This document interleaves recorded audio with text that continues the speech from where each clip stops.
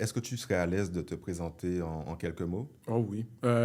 Ahmed Jérôme Romain, professeur agrégé à l'école de kinésiologie et des sciences de l'activité physique de la faculté de médecine de l'Université de Montréal et chercheur régulier à l'Institut universitaire en santé mentale de Montréal.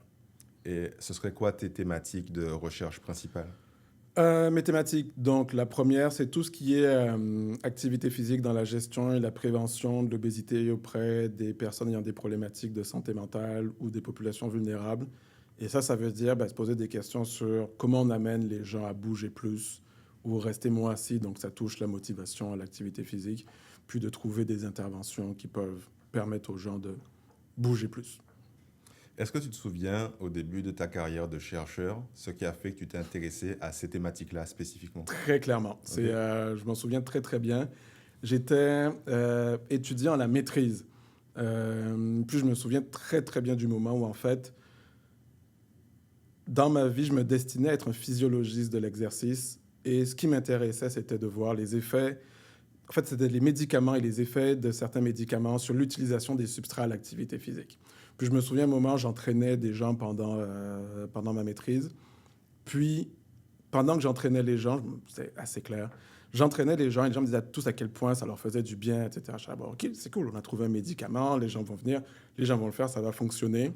Puis à un moment, les gens ne venaient plus. Il y a déjà des gens qui venaient juste 2 fois. Et là, je me suis dit, mais, hey, les gens me disent que ça leur fait du bien, les gens me disent que ça les intéresse, puis ils viennent plus. Et quand tu arrives à faire un suivi, ils te disent, ah non, j'ai arrêté. Je suis là, ben, à quoi ça sert de trouver la meilleure méthode d'activité physique si les gens ne la font pas? Et à partir de là, je me suis dit, ben, il te manque quelque chose, ben, il te manque de la psychologie de l'activité physique pour comprendre qu'est-ce qui motive les gens à bouger ou à ne pas bouger. Mais d'ailleurs, je me demande, est-ce que la plupart des gens savent même qu'il y a une science qui s'appelle la psychologie de l'activité physique? Là, on remonte loin. Ça dépend de ce que tu entends par les gens. Parce que je pense qu'il y a une grosse confusion déjà entre psychologie du sport et Exactement. psychologie de l'activité Voilà, quand, physique. quand je pense que le grand public pense à la psychologie adaptée à l'activité physique, je pense qu'il pense à la psychologie du sport en mode Exact. préparation mentale, psychologie de la performance Ouais, sportive, complètement. mais c'est complètement différent, on est d'accord, Ah de oui, oui. la psychologie de l'activité Oui, physique. c'est complètement différent. Ce sont deux champs de domaine et c'est pas parce que tu es compétent dans l'un, tu es compétent dans l'autre. Tu me demandes, est-ce que je suis compétent en psychologie de l'activité physique? Oui. Est-ce que je suis compétent en psychologie du sport? Pas du tout. Mais pas du tout. J'ai aucune compétence là-dedans. Donc, c'est quoi concrètement la psychologie de l'activité physique? Ben, la psychologie de l'activité physique, c'est la capacité à comprendre les phénomènes qui font que les gens vont s'engager ou pas dans un comportement qu'est l'activité physique. Et ça arrive avec des phases. Ça arrive avec des phases comme l'initiation, le maintien et l'arrêt de l'activité physique. Alors que quand tu es dans le sport, tu fais du sport. Tu y es. L'activité physique, il y a pas forcément la notion de performance. Ou alors, elle est considérée différemment. Ce qu'on cherche, c'est faire apparaître un comportement. Ce qu'on veut, que c'est un comportement se maintienne. Alors que c'est pas tant ça qui est recherché nécessairement dans le sport. Mhm. L'idée de performance est complètement différente et les mécanismes sous-jacents, même si on en retrouve certains qui sont reliés via certaines théories, c'est pas nécessairement... En fait, ils ne s'expriment pas nécessairement de la même façon. Et peut-être que je vais fâcher des psychologues du sport en disant ça, mais j'ai l'impression que la psychologie de l'activité physique, c'est plus compliqué que la psychologie du sport. Je ne sais pas si tu serais d'accord avec cette... Non, non, non, non. Je pense que ça amène des compétences différentes. Ça amène vraiment des compétences différentes. Quand tu cherches l'apparition d'un phénomène, ce n'est pas pareil que quand tu cherches à gagner des dixièmes de performance. Quand tu fais l'imagerie mentale, qui est un bon exemple, on fait l'imagerie mentale en activité physique comme en sport. C'est juste que ce sont des techniques différentes avec des objectifs différents. Mais je ne les mettrai pas nécessairement en compétition parce que, si tu regardes un des exemples magnifiques qui date de, mon Dieu, il y a longtemps, un des très vieux papiers dont on me parlait, c'est que quand tu arrives aux Olympiques, un des plus grands prédicteurs de la performance aux Olympiques, c'est le sentiment d'efficacité personnelle. Parce que rendu là, quand tu es aux Olympiques, les athlètes ont tous le même niveau. Sinon, ils ne seraient pas rendus là. Donc, ce qui fait qu'un athlète est meilleur qu'un autre, c'est aussi son sentiment d'efficacité personnelle. Et c'est la capacité des coachs et des préparateurs, tout ce qui est préparation mentale, à pouvoir amener quelqu'un à avoir une confiance énorme dans sa capacité à effectuer le geste parfait, effectuer la capacité, en tout cas, avoir confiance dans sa capacité à gagner, avoir confiance dans sa capacité à réaliser une tâche ultra spécifique. Et c'est complètement différent que quand tu veux faire de l'activité physique, ce que tu veux qu'il apparaisse quelque chose. Et qu'une fois que ça apparaît, tu veux que ça se maintienne. Donc c'est comme deux choses complètement différentes sur lesquelles tu vas travailler, selon moi. Merci pour la justesse de ta correction. Euh, la, la façon dont je voyais les choses qui m'a fait dire ce que j'ai dit, c'est parce que j'ai l'impression, du point de vue de la motivation, quand les gens viennent en psychologie du sport, au moins ils viennent aux séances. J'ai l'impression qu'en psychologie de l'activité physique, même venir en séance, c'est déjà un défi. Oui, c'est Alors un défi. qu'en psychologie du sport, les gens viennent. Je sais pas, j'arrive pas très bien à discerner exactement mon propos, mais je Oui, sais pas oui, si tu vois mais ce que je veux dire. je le vois très bien. Mais c'est que parfois, tu peux même un même phénomène, mais qui s'explique différemment. Tu as un exemple qu'on voit, par exemple, c'est qu'on a tout le temps l'impression que les sportifs sont intrinsèquement motivés à être là. Or, ce dont on se rend compte en psychologie du sport, c'est pas parce que les athlètes viennent qu'ils sont là pour une motivation purement intrinsèque. On se rend compte qu'ils sont beaucoup là pour des motifs extrinsèques, pour la gloire, pour la Le reconnaissance. legacy, Oui, oui, le oui, gros pour mot à la l'argent, mode. Oui. exactement. Donc, il y a beaucoup plus de motifs extrinsèques qui expliquent pourquoi les athlètes, même les athlètes olympiques, s'infligent des séances énormes que de motifs intrinsèques. Alors que quand tu leur demandes, oui, ça ressort l'intrinsèque, parce que si tu n'aimes pas ce que tu fais, tu le fais pas, mais c'est pas ce qui ressort en priorité. Quand tu dis ça, je revois un peu, je sais pas si tu as vu le documentaire sur Michael Jordan. Non. Et en gros, un des trucs qui ressortait beaucoup et qui a beaucoup tourné sur Internet, c'était le côté compétitif qu'il Hum. avait. Ben, En ça en fait mode, partie. limite, on dit souvent la régulation externe, c'est éviter une punition, Hum. obtenir une récompense. Ben lui, il était clairement là-dedans. Ben oui. Lui, il détestait perdre. Ben oui, mais ça en fait partie. C'est un phénomène humain. C'est un phénomène de motivation humaine sur lequel on peut s'appuyer. Tu peux pas tout réguler là-dessus, mais sur lequel on peut s'appuyer, clairement. D'ailleurs, j'ai une question là-dessus. Est-ce que il faut, est-ce que c'est un impératif d'être motivé intrinsèquement pour bénéficier des bienfaits de l'activité physique sur sa santé physique ou sa santé mentale? Est-ce que c'est l'objectif de la psychologie du sport, de l'activité physique, pardon, Mm. psychologie de l'activité physique, de motiver les gens intrinsèquement? C'est là où on va rentrer dans des niveaux de finesse. Est-ce que c'est nécessaire? Ça dépend de quelle phase on parle. Il y a des choses qui sont très claires. Il y a plein d'études qui ont été faites qui montrent que ce qui fait qu'une personne débutante va initier une activité physique, ce n'est pas la motivation intrinsèque. D'accord? Ce sont des motifs très extrinsèques qui font que des gens vont initier. C'est le médecin qui dit faut que ça bouge, sinon il y a un médicament qui tombe. C'est la personne, les amis qui te disent hey, regarde à quoi tu ressembles. C'est la pression externe. Ça, c'est ce qui motive les gens à initier une activité physique. Ce qui fait que les gens vont maintenir une activité physique, c'est un mélange de motivation intrinsèque, enfin je devrais dire de régulation intrinsèque, avec d'autres types de régulation plus extrinsèques. Donc c'est un mélange des deux, parce que même quand tu fais de l'activité physique, parce que c'est important pour toi, parce que ça fait partie de tes valeurs, on n'est pas sur de la motivation intrinsèque. Il faut rappeler que la motivation intrinsèque, c'est faire quelque chose pour le plaisir que l'on en tire. Et donc, est-ce qu'on fait de l'activité physique uniquement pour le plaisir que l'on en tire? Ben, pas certain. On en met plein d'autres choses à côté. Et donc, est-ce qu'il faut être intrinsèquement motivé pour faire de l'activité physique? Non. Est-ce que c'est parce qu'il y a un peu de motivation intrinsèque qu'on va la maintenir? Oui. Mais tu vois, ça, je pense que c'est important de le dire parce que je pense qu'il y a beaucoup de gens qui se mettent beaucoup de pression là-dessus. Euh, ah, il faut que je sois motivé intrinsèquement, il faut que j'aime ça, il faut que je fasse l'activité physique pour le plaisir de faire l'activité physique. Mais ce n'est pas une obligation, en tout cas, pas à tous les stades du comportement. Complètement. Je pense qu'il faut le dire. Mais c'est le mot... Comment dire ça? C'est comme... Il y a un vieux papier des Kekakis qui parlait de la pollution du milieu sportif vers le milieu de l'activité physique. c'est qu'on veut utiliser les mêmes stratégies que les sportifs utilisent vers la population générale, en se disant, ben, si ça marche pour un sportif, c'est comme si de dire, ben, l'extrême du continuum, c'est je fais rien à je deviens sportif élite. C'est pas tout à fait exact. La théorie de l'autodétermination, ben, c'est on l'applique à l'école, on se rend compte que les élèves sont meilleurs quand ils sont autodéterminés. Et après, on dit, bon, ben, c'est pareil en activité physique. Il y a une partie de ça qui est à peu près, il y a une partie de ça qui est à peu près vraie. Est-ce que ça explique tout? Non. Est-ce que ça explique que les gens doivent être autodéterminés? Non. Je pense que c'est de trouver la régulation, c'est d'amener les gens à dire, bien, on va commencer avec ce qui vous intéresse et on va progresser là-dessus. Puis, avec le temps, l'idée, c'est bien de changer ça pour de la motivation intrinsèque. Mais de dire à quelqu'un, ah, t'es pas intrinsèquement motivé, ne viens pas. Ou alors, t'es pas intrinsèquement motivé, ça sert à rien de venir, va chercher ta motivation intrinsèque. Ou alors, on va travailler à trouver ta motivation intrinsèque. Mais non. Le meilleur exemple que je puisse donner, c'est quelqu'un qui n'a pas fait d'activité physique depuis longtemps, là. Sa motivation intrinsèque, il va pas la trouver. Je n'ai jamais rencontré des gens dans ma vie qui disent « Ah, j'ai pas fait d'activité physique depuis 10 ans.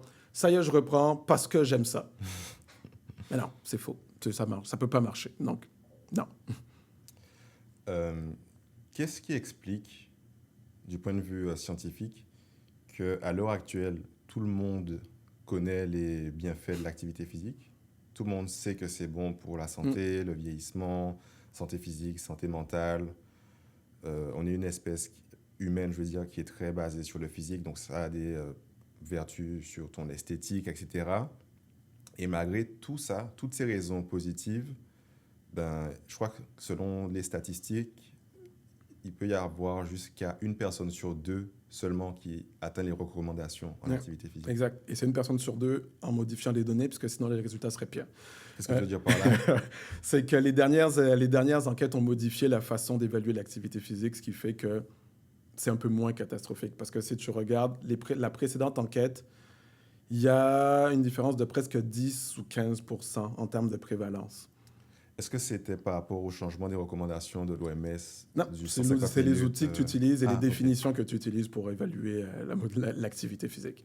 Oui, d'ailleurs, une différence qui est importante à souligner, je trouve, c'est le côté auto-rapporté comparativement à mesurer. Ouais. Quand tu demandes aux gens, de ce que j'ai compris, quand tu demandes aux gens est-ce qu'ils sont actifs, ils ont tendance à être plus optimistes sur leur niveau d'activité physique que quand tu mesures réellement par des capteurs objectifs, des accéléromètres, etc.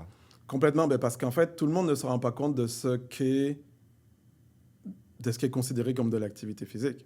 Encore une fois, est-ce que l'activité physique, sport, mais ça, c'est encore une autre histoire, mais les gens n'ont pas bien forcément conscience de ce qu'ils font, et ce qui est normal.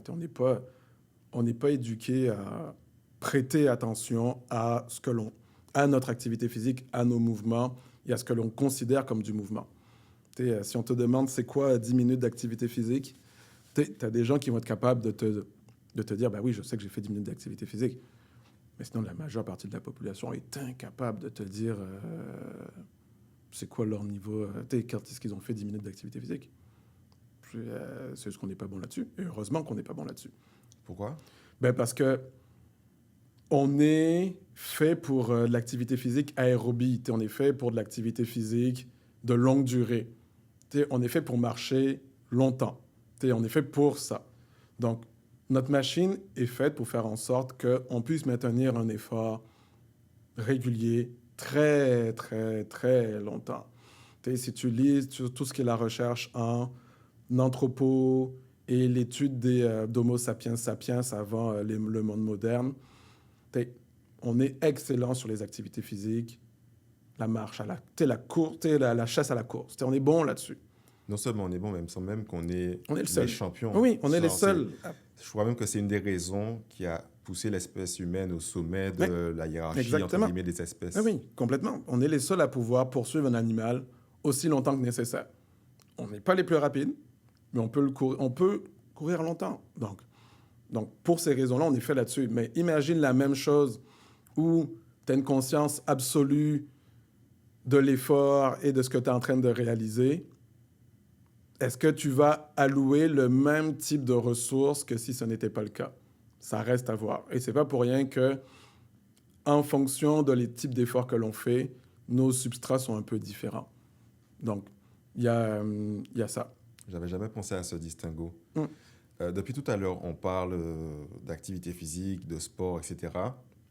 Je pense que ce serait pertinent de définir déjà les termes, Mm. les différentes catégories de mouvements Ouais. corporels.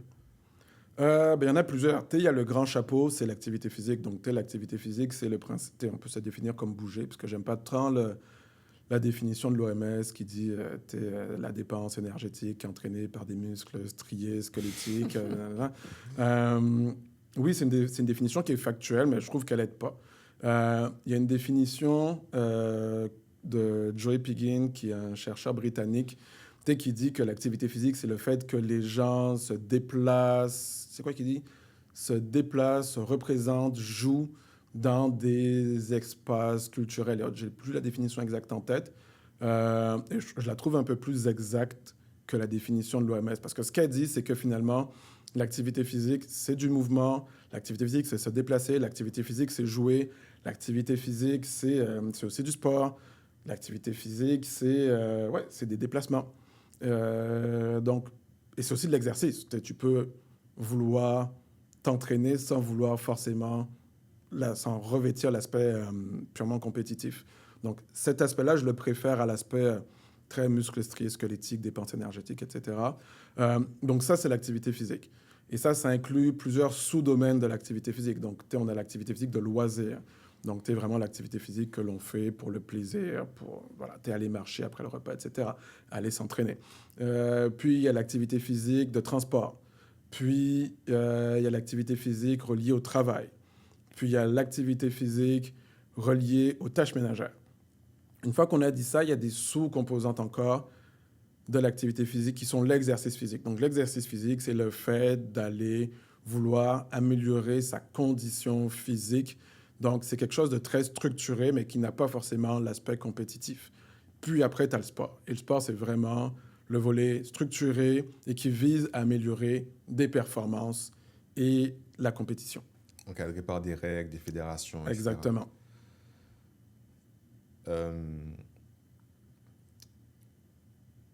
Est-ce qu'il y a des sous-domaines qui sont associés à plus de bienfaits sur la santé physique ou mentale, ou les deux, que d'autres? Tu pars fort.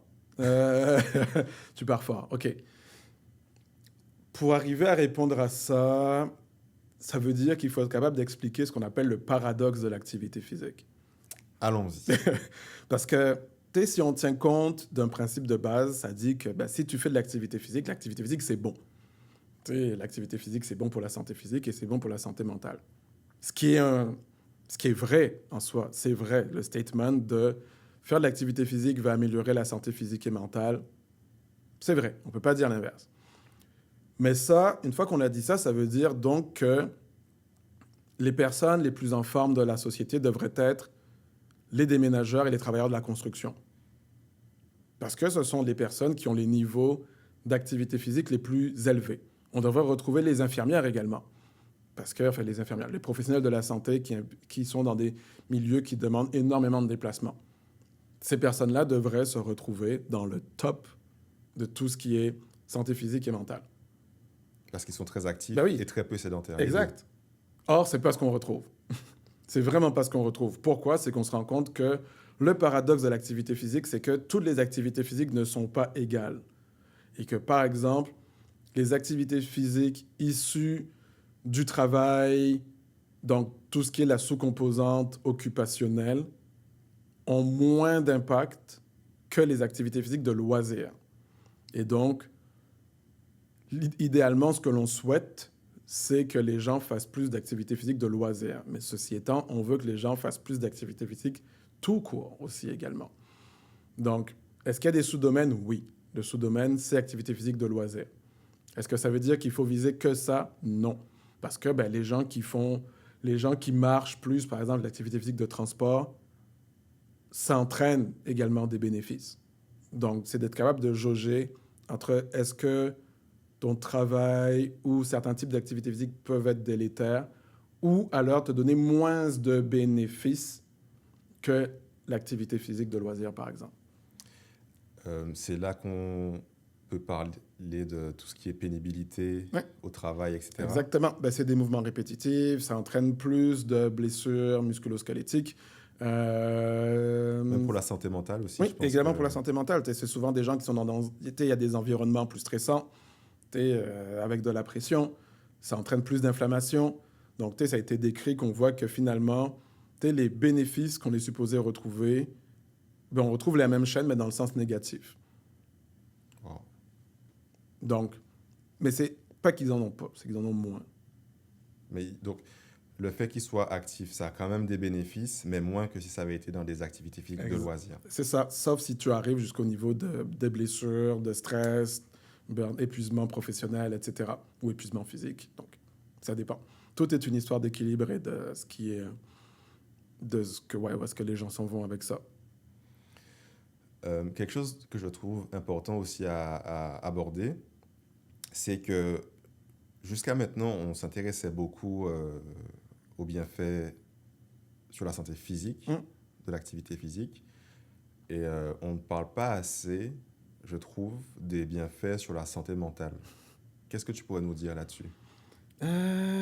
Qu'est-ce que je pourrais te dire là-dessus? Déjà, c'est quoi la santé mentale? Oula. Oula, oula, oula. OK. Donc, si on prend en compte tout ce qui est santé mentale, une grosse partie, c'est la capacité à pouvoir effectuer ses tâches du quotidien, etc.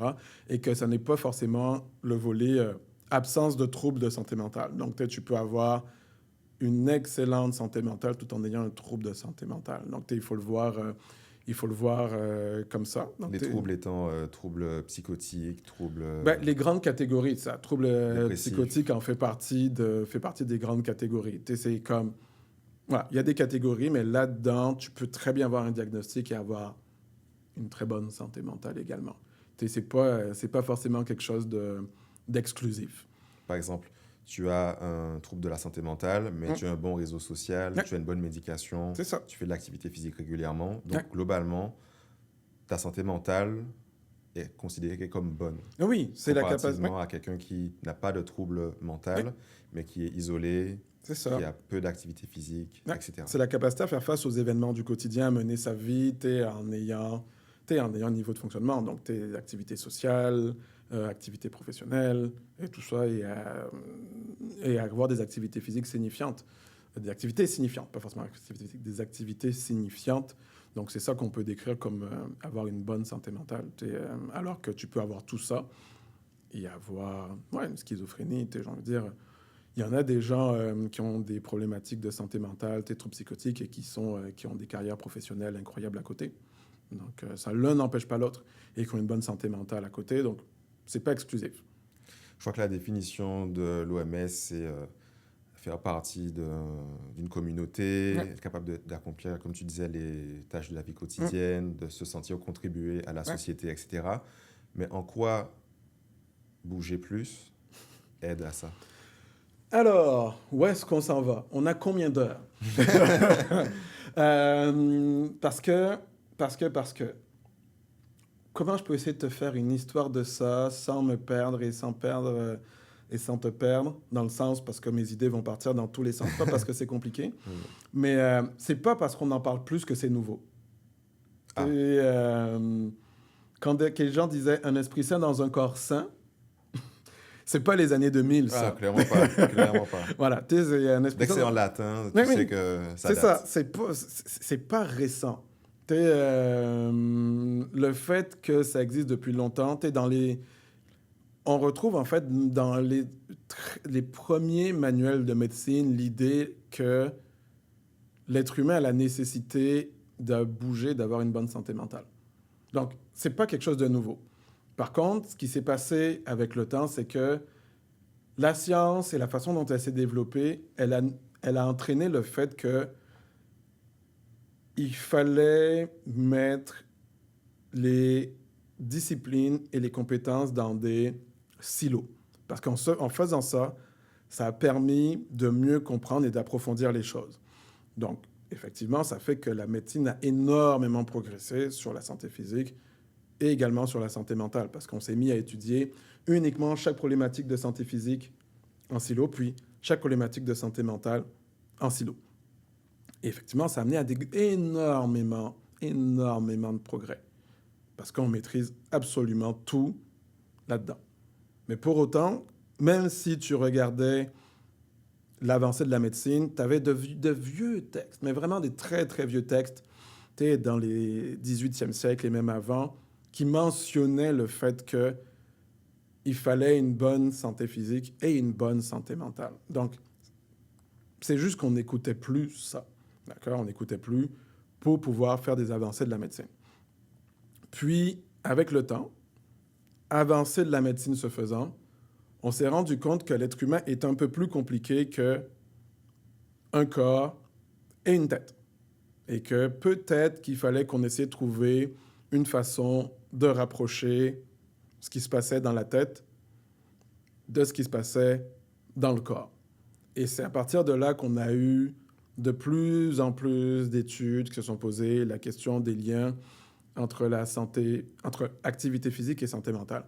Peut-être si on réfléchit, par exemple, ne serait-ce que les papiers impactants, je ne parle même pas des premiers, mais des papiers impactants sur la dépression, par exemple, mesurés avec des protocoles, etc., certains ont déjà plus de 30 ans. Wow. Donc, c'est pas nouveau. C'est vraiment pas nouveau. C'est juste que maintenant, on met la focale un peu plus intensément sur le volet. Ah, il faut... Effectivement, l'activité physique est importante pour la santé mentale. L'activité physique améliore la santé mentale. Donc, tu sais, c'est quoi les modalités? Comment on améliore?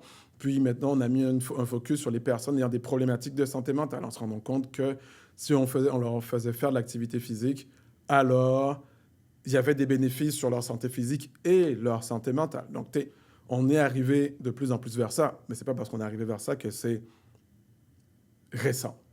Ça fait vraiment des années qu'on en parle. Donc, ouais, je ne sais pas si j'ai répondu vraiment à la question, Oui, mais tout à fait. c'est ça. Tu disais 30 ans, pour moi, c'était beaucoup plus récent que ça. C'est pour ça que j'étais un peu Mm. surpris. Donc, quels sont ces bénéfices sur la santé mentale? Est-ce qu'on est santé mentale ou on est trouble de santé mentale, symptomatologie? Je dirais pour rester dans la santé mentale positive, on va dire. Ouais. En absence de Ouais. troubles de la santé mentale. Ben, il y en a beaucoup. Je pense que souvent, je me demande si on n'est pas mieux de demander sur quoi l'activité physique n'a pas de bénéfices. Globalement, on s'entend sur la qualité de vie, il y a des bénéfices. Sur la santé mentale positive, il y a des bénéfices. Sur le sentiment de faire partie d'une société, il y a des bénéfices. Sur le fait, sur la compétence, il y a des bénéfices. Où est-ce que je pourrais t'emmener? Amélioration de l'humeur. Oui, mais c'est ça. Mais dès qu'on est sur l'humeur, on commence à être sur des potentiels sur de la symptomatologie, même si on n'est pas sur des troubles, mais sur l'humeur, sur le bien-être. Oula. Sur le bien-être, il y a des... Mon Dieu, il y a... sur la fatigue. La liste de où est-ce qu'on pourrait avoir des bénéfices de l'activité physique sur la santé mentale est presque infinie. Mais tu vois, je me rends compte, quand je te posais la question des bénéfices, j'avais certaines idées en tête. Par exemple, réduction du risque de dépression, Ouais. réduction de certains troubles anxieux, amélioration de l'humeur. Mais effectivement, je me suis rendu compte que toutes ces définitions touchent un peu à ce que tu disais. C'est de la symptomatologie. La symptomatologie. Ouais, exact. C'est de la symptomatologie, c'est de la prévention qui, effectivement, probabilité, ou je devrais dire, OK, prévention de l'apparition de certains troubles mentaux. Là, l'activité physique est très bonne aussi. On le voit sur dépression, troubles anxieux. Ça fonctionne quand même relativement bien. Sur schizophrénie, troubles psychotiques, ça ne marche pas. Pas ou peu? J'ai zéro conviction. Il y a une méta-analyse qui est sortie qui disait que c'était pas clair, puis d'autres choses qui disaient que pas de bénéfice. En l'état, moi, je préfère dire pas de bénéfice. On va pas donner de faux espoirs ou autres. C'est pas d'effet sur... La prévention. Oui, en termes de prévention. Mais Par si contre, tu l'as... oui, là, c'est pas pareil. Non, là, pour moi, j'étais dans la prévention. Okay. En prévention, ça permet de prévenir la dépression. Ça, c'est clairement défini. Ça a été bien montré, ça a été répliqué, on le voit absolument partout. L'activité physique permet de prévenir l'apparition de symptômes dépressifs et de troubles dépressifs et de dépression caractérisée, dépression majeure, dépression clinique, tout ce que tu veux. Ça permet la même chose sur les troubles, sur tout ce qui est troubles anxieux. C'est très clair. Sur tout ce qui est schizophrénie et autres, on n'y est pas. Là où il y a potentiellement des bénéfices, mais qui sont évalués, là encore, je ne suis pas complètement convaincu. On se rend compte de plus en plus que il y a des méta-analyses, il y en a 2, je pense, qui montrent activité physique et idéation suicidaire, qui sembleraient dire que l'activité physique permettrait de prévenir. J'attends encore. Je ne suis pas complètement convaincu parce que c'est beau de faire des méta-analyses, mais s'il y a 4 études, ça ne veut rien dire pour moi. Donc niveau d'évidence préliminaire. Ouais, c'est ça. Donc, je ne suis pas complètement convaincu, mais ils en parlent. Dans les recommandations, par exemple, en gestion de la dépression, c'est écrit. C'est écrit et en plus, ça peut aider à la gestion des idéations suicidaires. Mais ce n'est pas ce qu'ils mettent le plus de l'avant. Donc, je pense qu'il faut le voir comme ça, comme un effet potentiel, mais dont on n'est pas sûr. Voilà. Mais par contre, c'est ça. Si on est dans les activités physiques en traitement, là, on est vraiment ailleurs. Ça fonctionne sur à peu près tous les troubles de santé mentale. Ça fonctionne sur les troubles dépressifs. C'est assez bien décrit, la quantité d'activité physique qu'il faut pour avoir des bénéfices. Ça fonctionne sur les troubles anxieux. Ça fonctionne sur tout ce qui est troubles psychotiques. Ça fonctionne sur les troubles de l'humeur plus spécifiques, tels que les troubles bipolaires. Ça fonctionne sur le TDAH. Donc, le niveau d'évidence est quand même, là, par contre, un peu plus élevé. Pour la réduction de la symptomatologie. Oui, exact.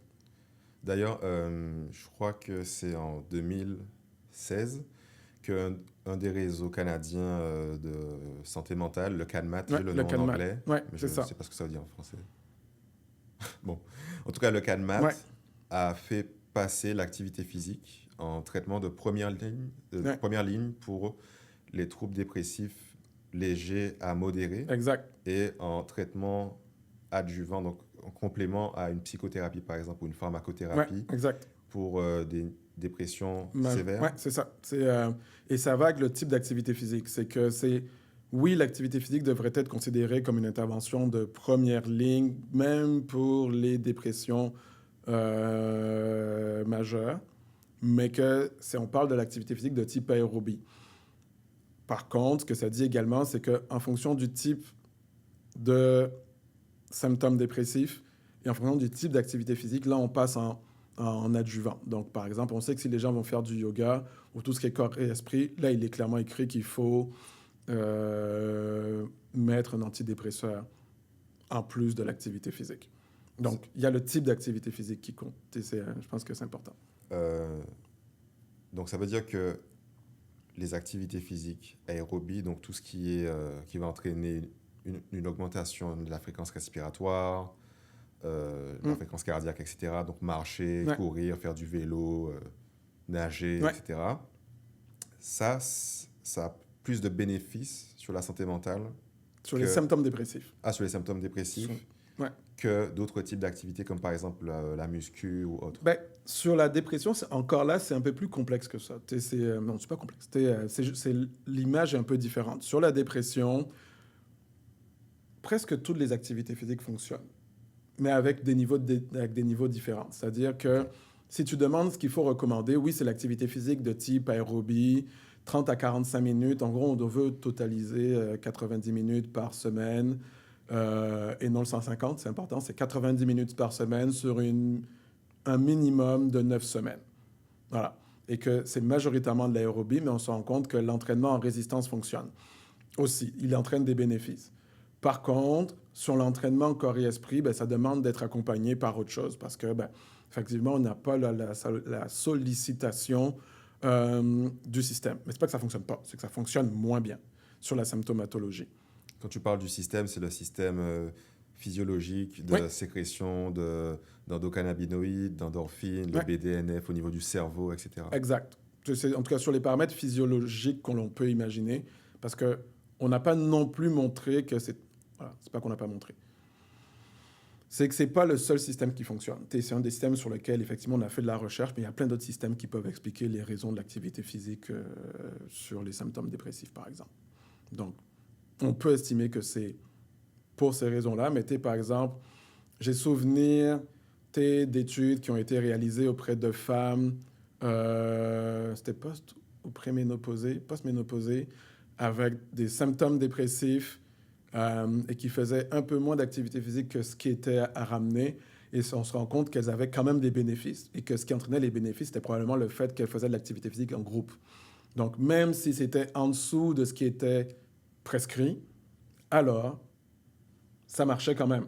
Parce que, finalement, ça nous ramène à d'autres aspects. L'activité physique, sur le fait que l'être humain est une bête sociale et que faire de l'activité physique de groupe a potentiellement plus de bénéfices que faire de l'activité physique seule. Tu as dit un truc que je trouve tellement important, et plus ça va, plus dans ma pratique, en counseling, en activité physique, stratégie de motivation, etc., plus je me détache des recommandations pour juste inciter les gens à bouger plus. Même si votre objectif, admettons, c'est de faire tel nombre de minutes par semaine, la différence entre 0 et 1 minute de plus est déjà impactante sur la santé physique et la santé mentale. Complètement. Pas obligé de faire les 150 minutes recommandées par l'OMS pour avoir des bienfaits. Non, on oublie qu'une bonne partie des... En fait, les gens, je ne sais pas si les gens le savent ou l'oublient, les 150 minutes, c'est sur la santé physique, hein, c'est pas sur la santé mentale. Ça n'a jamais été établi sur la santé mentale. Et on se rend compte que quand on fait des études, par exemple, en lien avec la santé mentale, on se rend compte que les doses nécessaires sont plus faibles pour avoir des bénéfices. Puis, même quand on est sur la santé physique, finalement, par exemple, les recommandations canadiennes ont changé parce qu'elles disent que, finalement, toute progression vers l'atteinte des recommandations doit être perçue comme bénéfique. Donc, ce n'est pas 0 ou 150. C'est 5 est déjà mieux que 0, 10 est mieux que 5, et ainsi de suite. Et donc, oui, il faut considérer les recommandations comme quelque chose, comme des aspirations. C'est quelque chose auquel les gens veulent tendre, vers lesquels on veut les amener, mais pas comme c'est un tout ou rien. Parce que c'est pas tout à fait comme ça que ça fonctionne. On l'a vu, sur le nombre de pas qui est quelque chose complètement pourri. À démystifier. Je voulais qu'on aille là-dedans exactement, le fameux 10 000 pas. Le fameux 10 000 pas qui est sorti de n'importe où on se rend compte que c'est pas vrai. On se rend compte que tu as des bénéfices, que ce soit sur la santé physique et mentale, avec des quantités d'activité physique et de pas, je devrais dire, beaucoup plus faibles. J'ai souvenir d'une étude qui avait été réalisée par Paquito Bernard et sur laquelle on avait participé, sur laquelle, sur justement population générale, population canadienne, sur la santé mentale, c'est 5 000 pas. Et on se rend compte que tu n'as pas plus de bénéfices entre 5 000 et passer les 10 000. Donc, ça ne change rien pour ta santé mentale d'en faire 12 000 que d'en faire 5 000. Donc, tu dis, bon, OK, 5 000, c'est bon. Donc, quand tu veux demander à quelqu'un de lui dire les bénéfices qu'elle va pouvoir avoir, quand tu veux l'accompagner, c'est moins décourageant de lui dire, dès que tu bouges, tu as des bénéfices. Tu bouges, ça marche. Bon, maintenant, tu bouges, ça marche. On va essayer de trouver la dose optimale. Et après, si tu en fais plus, parce que tu as envie d'en faire. C'est cool. Ça, je trouve ça important de le dire. Je me rappelle quand j'avais vu cette étude de Paquito et toi, ça m'avait vraiment matrixé. Et pendant le Covid, justement, il y avait plein de restrictions de mouvement, etc. Moi, mon objectif, c'était de faire mes 5000 pas par jour. Et le côté incrémental. Dès que tu commences à marcher plus, tu as des incréments dans les bénéfices. Le niveau optimal, c'est aux alentours de 5000 pas. C'est ça. Il y a une espèce de plateau à partir de 5000 pas. Donc, ça veut dire que, en gros, pour ta santé mentale, que tu fasses 5000 ou 10 000, il n'y a pas tant de plus-value. Ça ne change rien. Exact, ça ne change rien. Et après, ce qui est intéressant, c'est que si tu vas trop loin, ça chute. Ça redescendait. C'est exactement ça aussi. Ça, c'est tellement important de le dire. Donc, c'est juste de dire, prends l'activité physique dont tu as besoin, la quantité qui va faire du bien, et puis le reste. Si tu en fais plus, c'est parce que tu as envie d'en faire. Et pas parce que tu dis, c'est cet objectif-là que je dois atteindre. J'ai des souvenirs quand je faisais ma thèse d'études de Catherine Tudor-Locke, qui avait fait beaucoup de ses travaux sur le nombre de pas. Et dans tout ce qu'elle avait pu chercher comme indicateur santé physique, plus santé physique que santé mentale à l'époque, il n'y avait aucun indicateur qui dépassait les 10 000. Aucun indicateur. Je pense que, hormis chez les jeunes où il y avait vraiment plus de nécessité de faire plus de pas, mais sinon, dès qu'on regarde sur la santé, globalement, on est aux alentours de 5-7 000. Le 10 000 pas qui a été lâché sur un coin de table par quelqu'un là qui est le gros mythe. De marketing, je Oui, crois, oui, oui. au Japon, Oui, oui, pour exactement. un podomètre, quelque chose comme ça, une histoire. C'est ça. Et qu'on a demandé à la personne, oui, mais ça prend combien de pas? Il a réfléchi, il a fait, 10 000. 10 000. Voilà. Et depuis, tout le monde a dit, c'est 10 000. Et c'est sûr, ça se vérifie, parce que si tu en fais 10 000, c'est que tu bouges plus. Exactement. Donc ça marche. Et ça ne veut pas dire que c'est ça qu'il faut. Donc, maintenant, on a parlé pas mal des aspects théoriques autour de l'activité physique, psychologie de l'activité physique, les bénéfices. Concrètement, quelqu'un qui veut bouger plus et qui a du mal, j'allais dire qui galère, quelqu'un qui a du mal à faire plus d'activité physique, quelles sont les stratégies que tu recommandes en tant qu'expert en psychologie de l'activité physique pour réussir à bouger plus? Le problème, c'est que là, tu me dis ça, et que si il y existait une solution magique, ça se saurait. Voilà, ça fait longtemps qu'on l'aurait utilisé. Il faut rappeler que tu as quand même plusieurs éditos qui ont montré qu'un des plus gros échecs de santé publique, c'est l'activité physique. Globalement, on a du mal à faire monter le niveau d'activité physique de la population. On y arrive un peu là, mais c'est très, très difficile. On n'arrive pas à faire changer le niveau d'activité physique de la population. Qu'est-ce qui fait que l'activité physique spécifiquement est aussi complexe à changer comparativement à d'autres comportements comme aller se faire vacciner, aller chez le dentiste, etc. Mais parce que c'est un comportement qui est vraiment, c'est ça, comme tu l'as dit, c'est un comportement qui est spécifique. Il y a plusieurs aspects. La première chose, c'est que c'est un comportement répétitif. Déjà, comme qui est partagé par d'autres, par exemple la nutrition. Ou le tabac, par exemple, dans le sens négatif. Donc, c'est un comportement qui nécessite d'être répété pour avoir des bénéfices. Donc, ça, déjà, ça change quelque chose. Alors que si on parle de dépistage de cancer, on veut emmener les gens à le faire une fois. Ensuite, c'est un comportement d'apparition. C'est-à-dire que tu peux vivre si tu ne fais pas d'activité physique. Donc, en soi, s'entraînent des paramètres psychologiques très spécifiques. Tu ne vas pas vivre longtemps si tu ne manges pas. Est-ce que ce ne serait pas plutôt, tu peux vivre longtemps sans faire d'exercice physique? Non, tu peux vivre avec un minimum d'activité physique. Même des activités physiques de déplacement? T'en feras peu.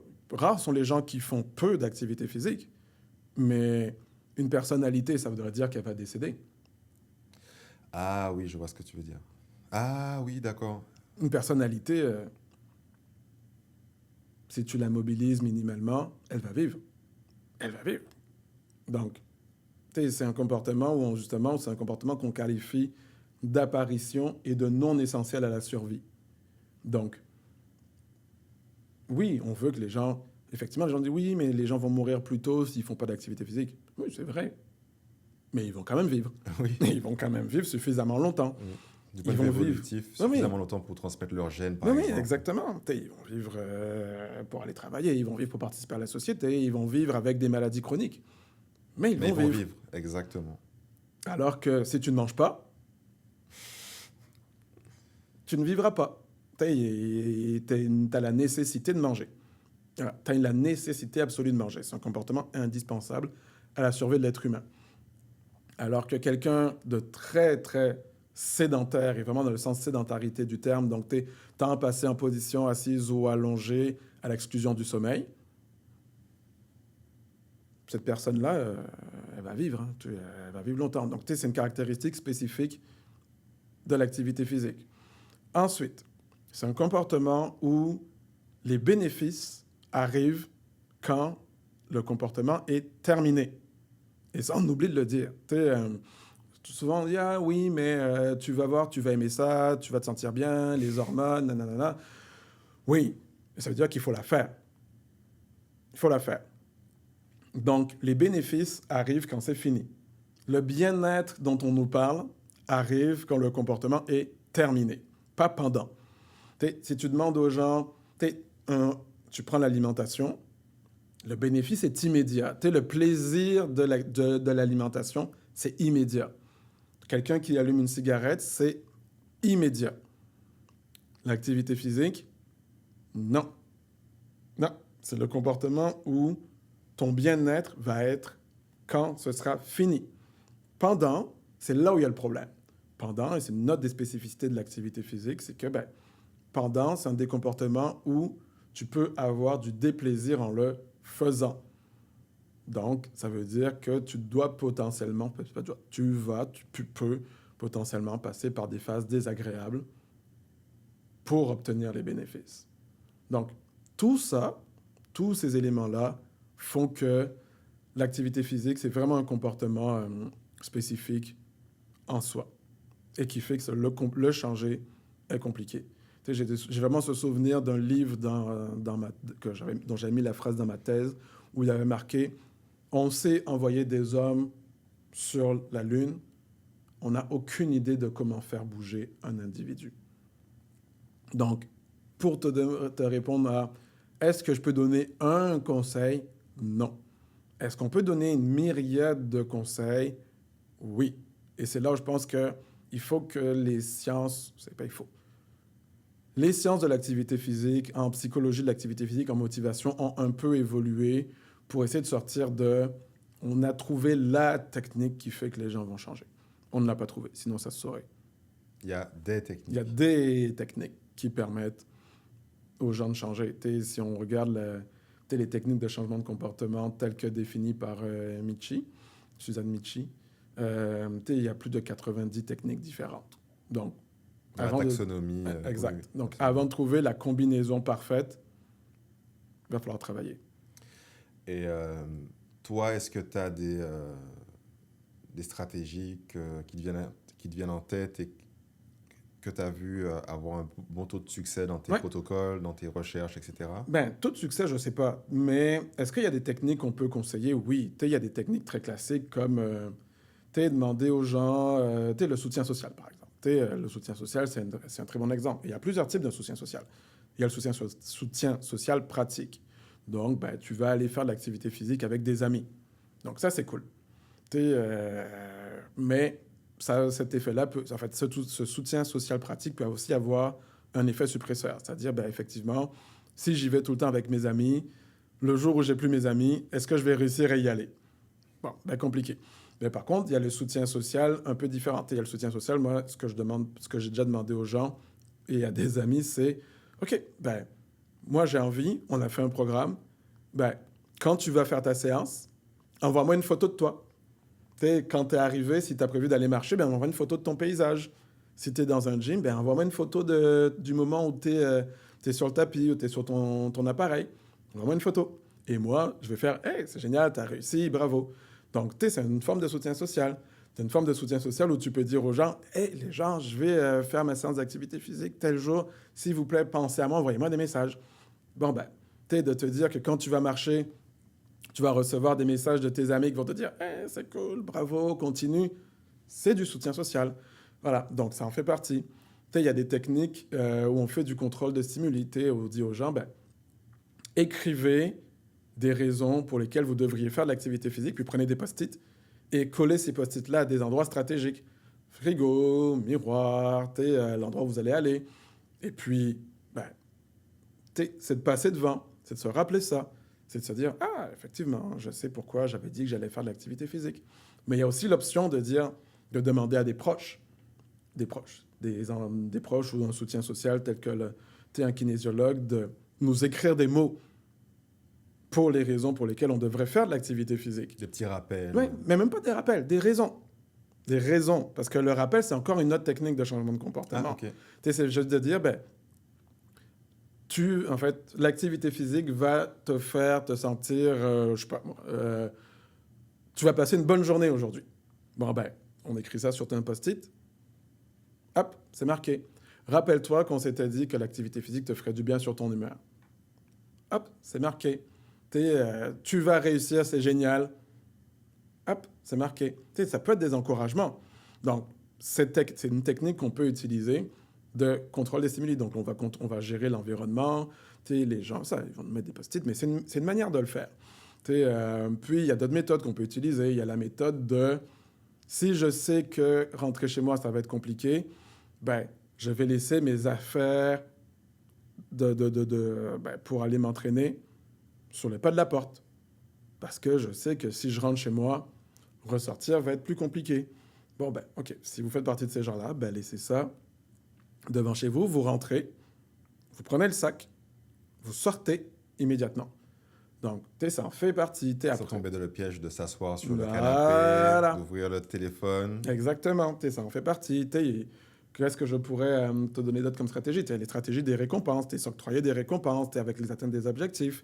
Donc, se dire, ben, c'est quoi la récompense que je peux avoir? Et ça peut être des récompenses très, très, très, très, très externes à des récompenses très intrinsèques. Je vais m'acheter des nouveaux vêtements. À, ben, je me suis acheté un gâteau. Ben, ouais, si je me fais ma séance de 30 minutes, ben, ma récompense, ça va être mon gâteau. Puis, ça va être ma récompense, ça va être ma série Netflix. Puis, ainsi de suite. Donc, c'est un peu tout ça. Tout à l'heure, tu as dit un truc qui m'a fait un peu tiquer. C'est tu disais que les bienfaits de l'activité physique apparaissaient après. Ouais. Et que pendant, c'était du déplaisir, des sensations désagréables. Entre autres. Pour autant, une des techniques de changement de comportement, c'est de centrer l'activité physique sur le plaisir, justement. Ouais, complètement. Sur les affects positifs. Donc, est-ce qu'il n'y a pas un peu une forme de paradoxe aussi à ce niveau-là? Ben, oui et non. Moi, je t'ai fait ça de façon très caricaturale, mais c'est pas aussi caricatural que ça. Tout le monde n'a pas du déplaisir quand ils font de l'activité physique. Et il ne faut pas oublier qu'on peut avoir un énorme sentiment de compétence et on peut avoir du plaisir pendant l'activité physique. Par contre, ce qui est aussi vrai, c'est que si ça fait longtemps qu'on n'a pas fait d'activité physique, qu'on n'a pas bougé, alors ça va demander un travail préparatoire. Ça va te demander de travailler sur le sentiment d'efficacité personnelle de la personne pour la préparer à ce qui va se passer quand elle fait de l'activité physique. C'est pas agréable d'avoir le cœur qui tape dans la poitrine. C'est pas agréable d'avoir le souffle court quand on ne sait pas à quoi ça correspond. Donc, ça, c'est de la préparation qu'un bon kinésiologue ou qu'un bon intervenant devrait faire. Puis après, effectivement, il y a le plaisir et il y a avoir le moins de déplaisir possible. Donc, effectivement, l'activité physique peut entraîner du plaisir si on demande aux gens de garder une intensité qui leur convient. Au lieu d'être tout le temps dans le côté c'est ça la prescription, il faut la suivre, sinon ça ne marche pas, de dire OK, moi ce que je vous demande, c'est de rester à un niveau où vous avez du plaisir et si c'est trop compliqué, à un niveau où vous avez le moins de déplaisir possible. Ça, je trouve que c'est tellement important de le dire aussi. Voilà. Parce que c'est pas toujours accessible d'avoir des sensations agréables, mais au moins se rapprocher de la neutralité du ressenti, c'est déjà un progrès. Exactement. Si on a du plaisir, c'est bien, mais il y a des gens pour lesquels il n'y en aura pas. Et encore une fois, si tu n'as pas fait d'activité physique depuis longtemps, tu n'en auras pas de plaisir. Je pense que de dire aux gens tu vas aimer ça, non, les gens n'aiment pas ça. Les gens n'aiment pas ça, sinon tout le monde serait actif. Ben oui. Tout le monde serait actif. Je pense que je ne suis jamais tombé sur quelqu'un incapable de me donner les bénéfices de l'activité physique. Incapable. Je ne suis jamais tombé sur des gens qui ne savaient pas ce qu'ils pouvaient tirer comme bénéfice d'aller marcher. Les gens ne vont pas te dire « Ah oui, je fais de l'activité physique parce que... » ou alors faire de l'activité physique, tant d'activité physique va entraîner un tel bénéfice. Non. Mais des gens qui ne soient pas capables de te dire c'est quoi les bénéfices d'aller marcher, d'aller courir, etc., je n'en ai jamais rencontré. Et donc, c'est pas parce qu'on sait que l'on fait. Et c'est là-dessus qu'il y a des choses à travailler. Je pense que c'est là-dessus qu'il faut se dire, ça veut dire que l'activité physique, donc, a d'autres enjeux, comme le manque de plaisir, comme le côté sentiment d'efficacité personnelle qui peut être difficile. Donc, ouais. Donc, en gros, c'est plus ou moins normal d'avoir des difficultés motivationnelles. C'est la norme. Oui, c'est pas l'exception. Ah non, c'est la norme. Parce que souvent, les gens avec qui je travaille, il y a énormément de culpabilité autour de ça, du fait d'avoir des difficultés à se motiver. Les gens se sentent pas compétents. On est dans une société très performative. Qu'on veut, on peut. En même temps, no pain, no gain, il faut être performant partout. Ouais, Et l'activité physique, c'est vraiment pas évident. ouais, mais c'est, c'est certes pas évident, mais je pense que l'activité physique a une mauvaise image à cause du sport. À cause du sport. C'est que si tu ne le fais pas de façon intense, ça marche pas. C'est comme si le fait que, voilà, si tu te fais pas mal, ça marche pas. Si c'est pas Exactement. intense, ça marche pas. Alors que tu dis, ben non, c'est plus complexe que ça. Toute activité physique va avoir des bénéfices. Donc, est-ce qu'on peut changer le narratif? Ramener le narratif sur toute activité physique vaut la peine. Et c'est quoi ton activité physique? J'avais fait une conférence sur les grands rendez-vous en santé mentale et j'avais adoré parce que ils avaient mis ça sur ils avaient mis la poésie comme grand thème autour de ça. Il y avait plusieurs fois dans la journée des gens qui venaient réciter des poèmes. Et je m'étais dit, ben, je vais faire ma présentation et je vais finir avec un poème sur l'activité physique. Et j'avais pris... ah, c'est con, Trou noir. Ce livre que j'adore est Le Cercle des poètes disparus. Ok. Livre incroyable et film incroyable. Et je ne ferai pas la tirade parce qu'elle est un peu longue, mais elle finit par, OK, et vous, quelle sera votre rime?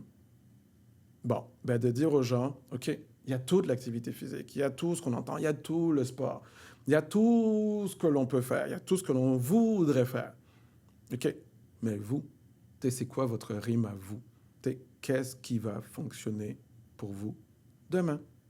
Et si dans un premier temps, c'est faire le tour du bloc, ben, ce sera faire le tour du bloc. Et est-ce qu'on est pressé? Non, non. On a toute la vie pour devenir plus actif. Donc, au début, ce sera ça, ce sera le tour du bloc. Puis un jour, ce sera peut-être 2 blocs. Et peut-être qu'un jour, ça fera quelqu'un qui ira faire ses 150 minutes d'activité physique. Et c'est fine. Et je pense de dire aux gens, relativiser, on n'est pas pressé. Ce qu'on veut, c'est voir apparaître l'activité physique. Et ce qu'on veut, c'est de leur rappeler que la création d'habitudes sur ton activité physique, c'est long. C'est très long. Donc, de normaliser le fait que des moments, ils n'y arriveront pas. On parle en moi. Oui, oui, on est...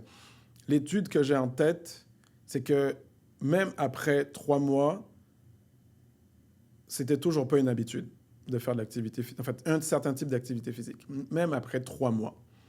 Donc, ça veut dire que pendant tout ce temps-là, ben, il y a des situations d'échec. Il y a des situations, ben, les gens n'en feront pas, ils vont oublier, puis ils auront moins envie. Ben fine, ça fait partie de l'activité physique. Et de reconnaître et de dire aux gens, ça arrivera. Bon, ben, le plus important quand ça arrivera, c'est qu'on ait préparé nos stratégies pour faire face à ça.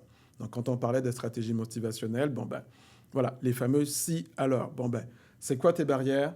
C'est quoi les techniques qu'on peut mettre quand tu vas rencontrer tes barrières? Bon ben, ça, c'est de la technique. C'est de prévoir des plans. C'est des techniques motivationnelles.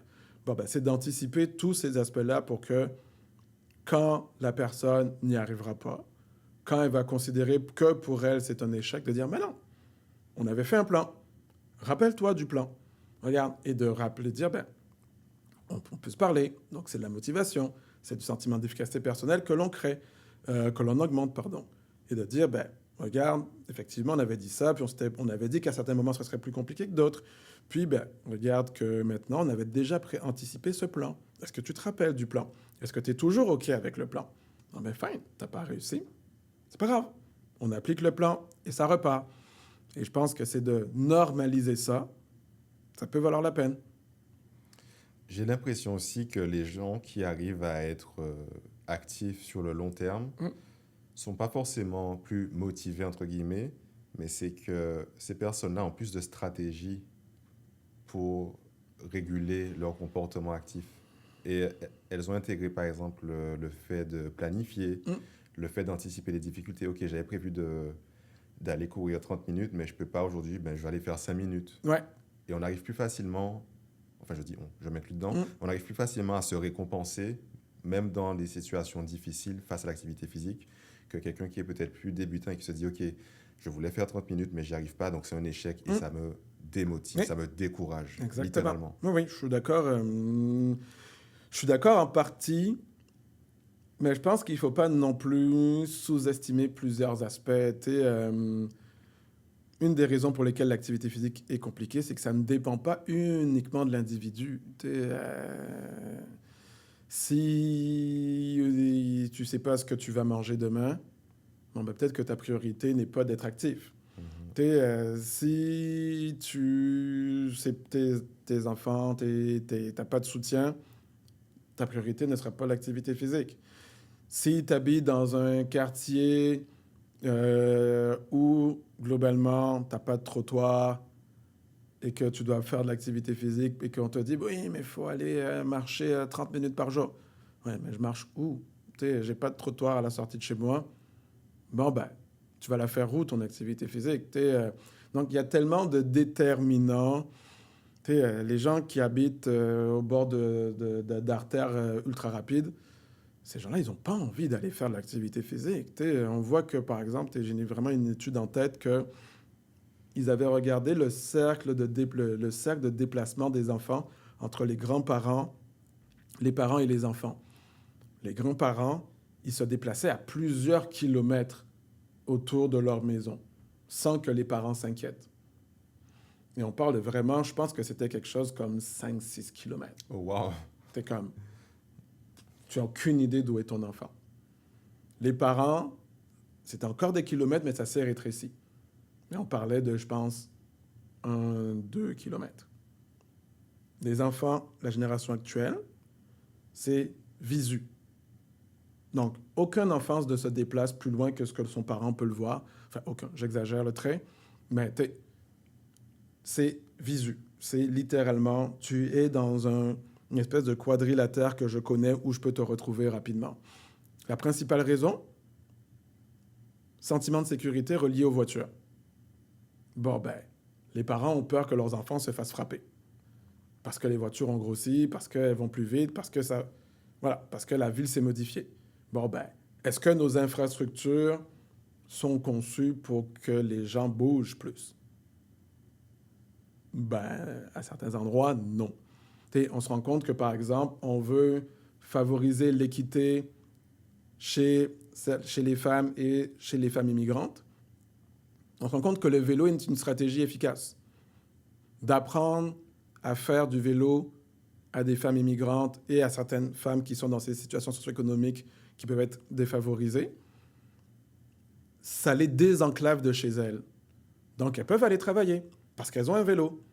Bon, ben, c'est structurel. Donc, c'est comme s'il y avait plusieurs aspects de l'activité physique auxquels il faut penser, qui font qu'on ne peut pas juste réduire l'activité physique au niveau individuel. De la volonté personnelle. Exactement. Ça en fait partie, mais je pense que c'est aussi pour ça qu'on est incapable d'être bon et de faire monter le niveau d'activité physique de la population.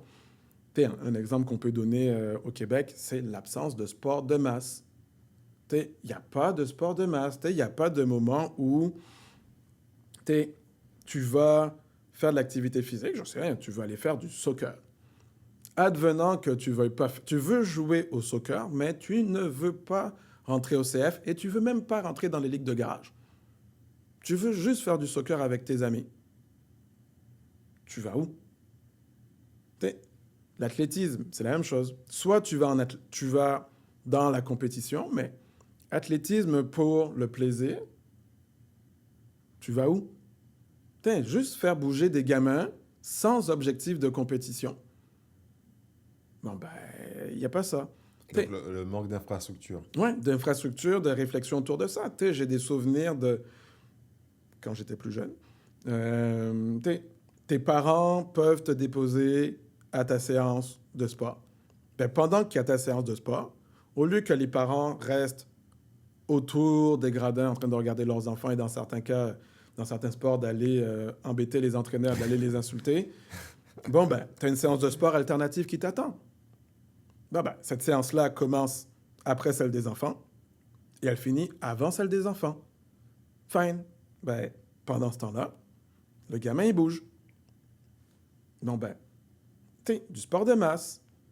On se rend compte que dans certains pays nordiques, on ne fait pas de spécialisation d'enfants. Parce que, justement, on veut qu'ils acquièrent des compétences physiques. On veut qu'ils apprennent à bouger. Et une fois qu'ils ont eu ces compétences, ben on se rend compte que ça fonctionne bien. Et ça fonctionne bien même dans le sport élite. Donc, le fait de donner plus d'activité physique à la masse fait que le sport élite se porte bien aussi. Donc, Population plus en santé et des sportifs élites plus performants. ben oui, parce que population plus en santé, et ça veut aussi dire que tu ne vas pas échapper celui dont les parents n'ont pas les moyens. Au Québec, si tes parents n'ont pas nécessairement les moyens de te soutenir dans ton sport, qu'est-ce que tu vas faire? J'ai déjà entendu des parents qui te disent que ça leur coûtait 10 000 pièces par an pour le gamin en compétition. 10 000 pièces par C'est an. énorme. Tout le monde n'a pas 10 000 pièces par an, par enfant. En plus. Tout le monde n'a pas ça. Donc, tu te dis, cet enfant-là, heureusement, il est tombé dans une famille qui a les moyens, ça va.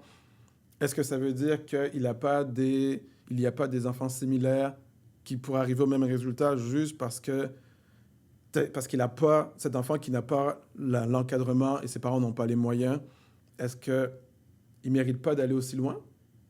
Ben si, c'est juste que le système à l'heure actuelle ne l'encourage pas. Le système ne l'encourage pas. Je lisais un article de la presse qui est sorti cette semaine ou la semaine passée, en tout cas très très récemment, où il parlait de filles qui voulaient faire du volleyball. Et en fait, elles n'étaient pas assez bonnes pour entrer dans l'équipe compétitive de volleyball. Bon, ben on les a mises de côté. On leur a même pas proposé une équipe alternative. On n'a même pas proposé de dire, ben OK, c'est pas grave. Vous n'êtes pas sélectionné dans l'équipe compétitive, ben c'est pas grave. Il y a quand même les moyens de faire une équipe sur un terrain, loisir. Juste pour jouer. Non, oui, une équipe de loisirs. Parce qu'il n'y a rien qui garantisse que finalement, la personne qui a le loisir ne va pas se révéler plus tard. Mais non, là, on leur a dit, ben, tu n'es pas en équipe compétitive, donc tu n'y es pas. Et dans cet article-là, j'ai souvenir que le père disait, oui, mais OK, dans ce cas, est-ce qu'on ne peut pas recréer une équipe avec celles qui ne rentrent pas dans le truc, dans l'équipe principale compétitive? Et la réponse de sa fille a été, on ne va pas faire une équipe de poche. Wow. Et là, tu te dis, ben voilà, on a raté quelque chose. Donc, ce que l'enfant apprend, c'est que s'il n'est pas, enfin l'adolescente, si elle n'est pas dans l'équipe compétitive, ben alors il n'y a rien à faire. C'est catastrophique. Ben oui. Si je ne suis pas performant, je ne mérite pas de bouger. Oui, je ne suis rien. Et là, on vient atteindre son rapport au corps, son rapport à l'activité physique pour tout le reste de sa vie. Bien évidemment. On crée des sentiments négatifs en lien avec l'activité physique. Ça, clairement, pour moi, c'est, comme on dit, textbook, des dérives de l'approche performative en activité physique. Complètement. Et à quel point ça peut complètement bousiller ta trajectoire de vie en activité physique. Mais on parle d'adolescents, mais j'ai des souvenirs d'un article que je mets aux étudiants quand j'enseigne et quand j'enseigne en éduc, pour les futurs profs d'éduc. Le titre de l'article, c'est « Mon meilleur souvenir avec l'éducation physique, c'est quand j'en avais fini avec ». Ça dit tout. Ça dit tout. Ça dit qu'au moment où tu es supposé avoir un contact avec l'activité physique qui soit plaisant, au moment où tu as des enseignants qui sont là pour accompagner, pour te donner du plaisir, pour faire en sorte que tu comprennes comment bouger dans ton corps. Parce que l'idée, c'est de la promotion, c'est pas d'en faire des athlètes en éduc. Que des enfants ou des pré-ados ou des ados se disent « Mon meilleur souvenir, c'est quand c'était fini », ben, c'est qu'on rate quelque chose. Ça en dit long. On est passé à côté de quelque chose. Surtout qu'à cette période-là, tu es dans une période charnière pour ta construction d'identité. Complètement. Et je ne sais pas si c'est la même étude, mais en gros, la personne disait que, ou l'étude disait que le fait d'être choisi en dernier, par exemple, au moment de faire la construction des équipes, juste ça peut être un souvenir tellement négatif qu'on fait les équipes, tous tes amis te regardent, tu es choisi en dernier pour l'équipe de foot ou de handball, ou peu importe. Ben, ce souvenir, OK, s'ils m'ont choisi en dernier, c'est que je ne suis pas bon. Et ça fait que ces personnes-là sont souvent pas active à l'âge adulte. Bien évidemment. Te faire dire que tu es nul ou que personne te veut parce que tu n'es pas assez bon dans le sport qu'on va faire là maintenant tout de suite ou qu'on a peur de perdre parce que tu es dans notre équipe. C'est destructeur. Ben oui, c'est pas rien. Alors qu'on se rend compte que, j'ai des souvenirs d'études en éducation physique où ils se rendent compte que on peut faire strictement travailler les mêmes acquis, les mêmes compétences, mais en y ajoutant du ludique. La même chose, mais en ajoutant du ludique. Et les enfants ont à ce moment-là, une meilleure perception de leur cours d'éduc. Bon, parce que, on oublie, là, mais dans les concepts de la mémoire du plaisir que tu as eu, la mémoire du plaisir vécu, c'est important. C'est-à-dire que oui, tu as du plaisir ou tu peux avoir du déplaisir, mais on est vraiment sur des aspects très affectifs, mais on oublie que le cerveau encode ce message-là. Donc, ce que le cerveau peut encoder, c'est « j'ai trouvé ça désagréable, alors j'encode mouvement, activité physique, désagréable. Mon cours d'éduc, ma séance d'éduc était désagréable, alors je l'encode comme désagréable. » Il y a un amalgame, en fait. Oui, mais c'est même pas un amalgame. Le cerveau, il est là pour se protéger, il est là pour protéger le corps. Si on lui fait vivre que des choses négatives, et lui, il l'enregistre. Non, ça ne m'intéresse pas. Là où je disais amalgame, c'est l'expérience vécue qui a été négative et assimilée de façon malheureusement réductrice par le cerveau. Je pense que c'est une forme de biais cognitif comme quelque chose de représentatif de toutes les expériences en activité physique. Ça a été tellement fondamental que ton cerveau, il fait l'amalgame, selon moi en tout cas, de si dans cette situation-là, j'ai pas été bon, je vais me protéger de toutes les autres situations. Oui, mais parce que le cerveau réfléchit pas de façon aussi spécifique. J'ai fait quelque chose qui m'a entraîné des sensations, des affects, des émotions. Cette chose, je ne veux plus la refaire. Il va pas se dire « Ah, c'est parce que j'ai fait des push-ups. » Oui. Non, c'est « On m'a fait bouger. » Il encode. Et il y a des belles études là-dessus. C'est comment on peut rendre des séances plaisantes alors qu'on veut faire du contenu compliqué ou difficile. On se rend compte que le cerveau, il encode la séance au complet. En tout cas, on pense qu'il encode la séance au complet. Mais on se rend compte que, c'est pas parce qu'il encode la séance au complet que ça veut dire qu'on ne doit pas faire des choses difficiles. Ça veut dire qu'on doit organiser sa séance pour que l'encodage que le cerveau va en faire penche plus du côté plaisant que du côté déplaisant. Et ça, c'est des choses qui se font. Ce qui fait qu'on peut emmener les gens dans des zones compliquées et difficiles, mais ça s'anticipe. Et on construit la séance autour de ça pour que l'encodage puisse être potentiellement positif. D'ailleurs, je crois avoir lu des études là-dessus, et je pense que c'était sur la neuropsychologie de l'activité physique. En gros, ce qu'il disait, c'est que pour que l'expérience soit encodée comme positivement, il fallait que le moment pic de la séance soit positif, et que la fin soit positive. C'est positive. Ça. On est sur les deux, c'est ça. C'est qu'on a le pic positif, mais on se rend compte que c'est surtout, il faut mettre le difficile au début. Voilà, il faut mettre le difficile au début. En tout cas, plutôt au début de la séance et de finir par quelque chose de plus plaisant. Ludique. Oui, exactement. Et que ça fonctionnerait.